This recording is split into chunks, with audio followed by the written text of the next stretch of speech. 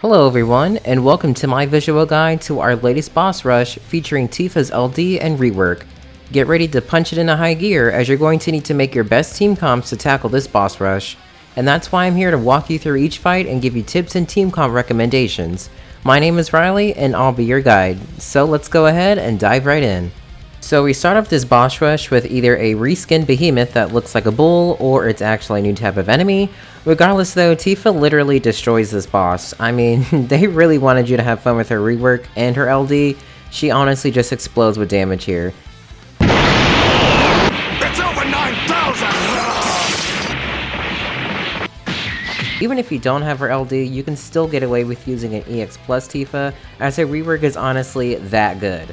Though be sure to have your other two slots to be a second high DPS unit, such as Squall, Garland, or Cloud, just to name a few, and have a high aura battery unit as your next, such as Aerith, Paladin, Cecil, or even Y'shtola works here. The Lufenia orb is nothing we can't handle either, as it's just dealing a critical brave hit, which you'll be doing a lot of, trust me. Though keep in mind, this first boss is immune to all debuffs, so just bring your best raw damage units for this one. He's a little tanky, so be aware of that. However, if you brought a heavy aura and battery unit, dealing max brave and HP damage should honestly not be a problem. Though if you don't have Tifa at all here, I recommend bursting with Garland or summoning on this first boss, as you're going to want to take this boss down as fast, yet as efficient as you can. So if you burst, try not to summon and vice versa. And there you go, the first boss down. Moving on to the second boss, which if you manage to still have your first team with you, burst right away and get as much damage out as possible, or summon right away. If you're running Tifa and you have her LD, blow all of it here. You might even get far enough to where you actually kill a single boss, or maybe even both. If you have to bring out your next team here before you are able to dwindle them down past a certain point, at 79% these bosses will gain a shield, which you have to break in order to deal any kind of brave damage. Speaking of brave damage, that's also how you deal with the Lufenia orb, by simply dealing brave damage. I know it sounds easy enough, but the shields are really potent, so I recommend a team with a lot of brave hits, like Ultimecia, Kuja, or the Emperor, or even Palom, just to name a few. And I say those because they should carry you into the next boss. Thankfully this boss is squishy, so you shouldn't have any issues dealing with the shields or even the Lufenia orb. And congrats on your Rafflesia Reaper title. Oh, my bad, wrong game. Anyways, now going into the Soul Cage bosses, they are annoying as you remember, I promise. Though they too are squishy thankfully, so if you brought someone like Palom here, trust me you'll have zero issues dealing with this boss, as it's weak not only to holy but ice. I'll also add here that it's good to use Aerith if you want to prevent your team from suffering from the many debuffs these bosses give. They aren't threatening, just annoying. I also recommend a lot of magic users for this boss, as the Lufenia orb only increases when you deal magical brave damage, so keep that in mind when you are making a team with this boss in mind. Edward is also good here, however keep in mind these bosses cleanse a lot, and I do mean a lot, so be wary of your debuffs on the boss, and do your best to get them back online as fast as possible.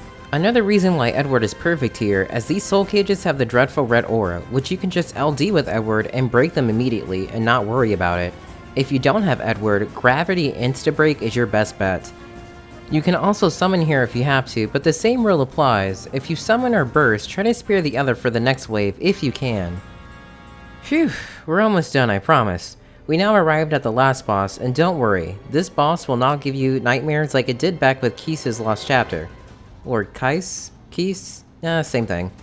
They're squishy and easy to deal with, and the orb here is dealing wind damage. Easy enough, right? Now don't assume you automatically have to bring Bartz or Fusion here, as this boss will be long gone before the orb drops, so you can get away with just a call ability. I recommend a launch party here if you have Dark Knight Cecil, Cloud, or Keese, full kits with LD. If you don't have that, that's okay too.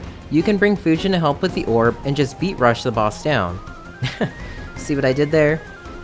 Anyways, if you bring a launch party here, this boss will be so easy you might yawn, which I say don't lose focus just yet.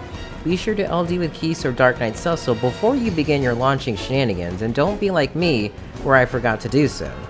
Not much to say about this boss, as it didn't really do anything I found alarming, as it was so squishy I didn't really deal with any mechanics.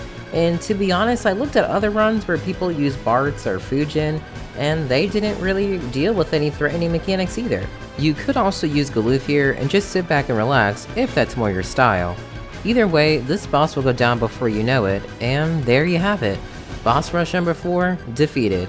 Congratulations on your 20 high armor tokens and your 10 upgrade materials.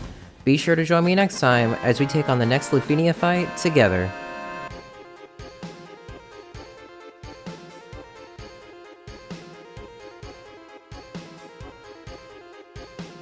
You know, I have to say, that was honestly a really fun boss rush. I'm not sure if it's just because I pulled for Tifa, but, you know, yeah.